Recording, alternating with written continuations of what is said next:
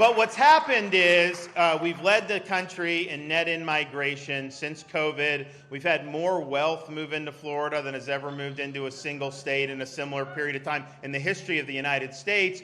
And that's just a function of people voting with their feet. They're leaving places that are governed by leftist politicians and fail, and they're coming to Florida where we have really good policy and good leadership. But people will ask me, friends of mine, probably friends of yours, these people coming down, do you leave California?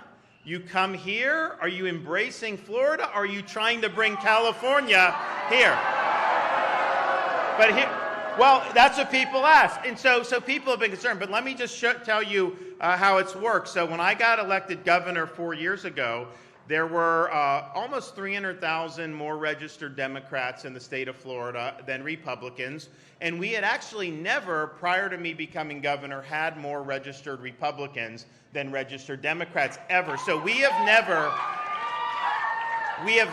in the history of Florida actually, even 2020, actually run an election where there were more registered Republicans than Democrats. Well, on November 8th, that'll change. Because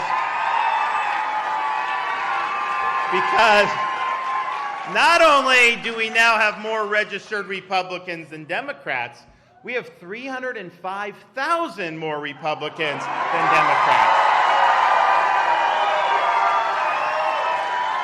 And, you know, Walton County is actually interesting. Obviously, very good county for us. I think I won 76% in 18.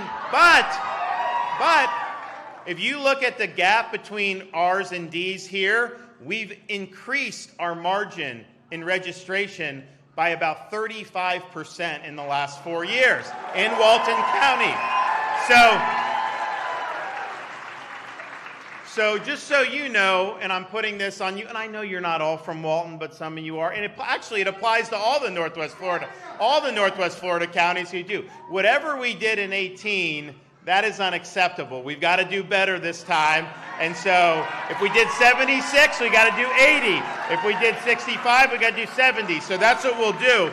But you're seeing people are responding, and they really do appreciate what Florida stands for and how we operate. And why not? I mean, you look at how they run stuff in New York and in some of these places. Just think of the budget. Our budget in Florida, it was the last fiscal year that ended, $102 billion budget. We have 3 million more people in New York, and yet their budget is over twice the size of our budget. But you ask yourself, where's that money going? We have better infrastructure. We have higher performing K through 12 schools. We have better services. And obviously we have no income tax and are not going to have an income tax.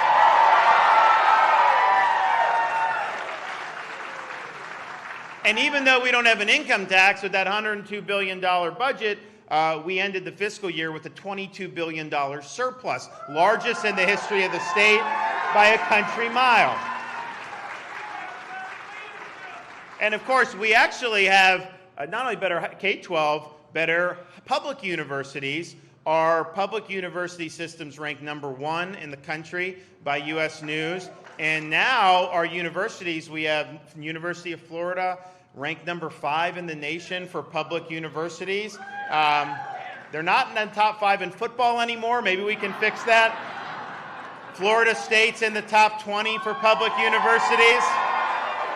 And many of our others are doing well too, but here's the thing, since I've been governor, we've not allowed them to raise tuition once. So your tuition is as affordable as any as a Florida resident, you get it's like $6,200 for tuition, and we also let grandparents qualify for in-state tuition for their grandkids. So you can do that if you want.